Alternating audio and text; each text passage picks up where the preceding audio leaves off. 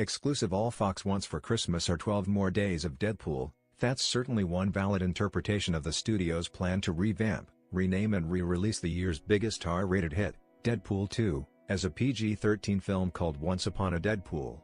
There's more to it than that, however.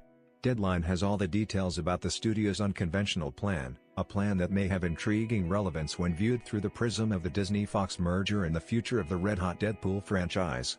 First, some of those details. Once Upon a Deadpool will have a limited engagement that begins December 12 and concludes on Christmas Eve, positioning it as a box office play aimed at young teens on holiday break from school. The lion's share of Once Upon Deadpool is footage from Deadpool 2 that has been edited to meet PG-13 thresholds of violence and language. There's also new footage in the form of a framing sequence that was conceived by Deadpool star Ryan Reynolds and writers Rhett Reese and Paul Wernick.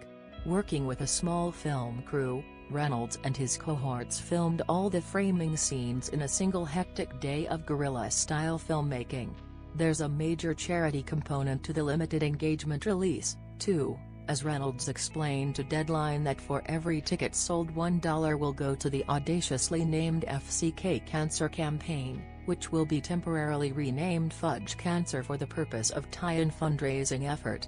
It's funny to note that Deadpool is such a native of hard R filmmaking that even its charity partner has an F-bomb name that requires editing to soften it for a PG audience.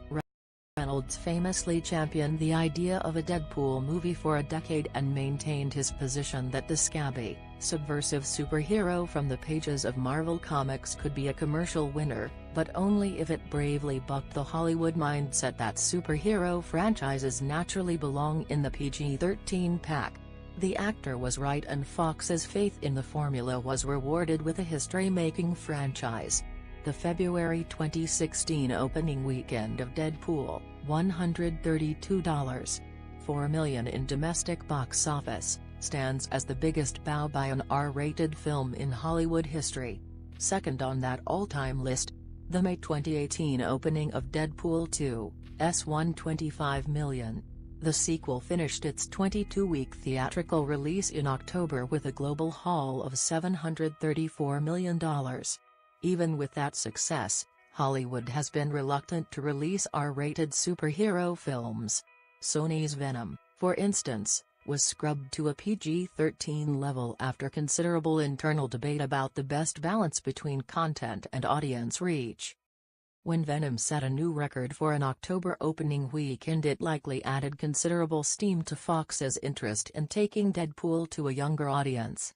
The masked mutant mercenary character was one of the top-selling Halloween costumes this year and is popular among grade school fans that know him from toys, video games, comics, Slurpee cups, etc. Fox has been asking for a PG-13 basically since the start in 2006, Reynolds told Deadline on Monday. Eva said no since 2006.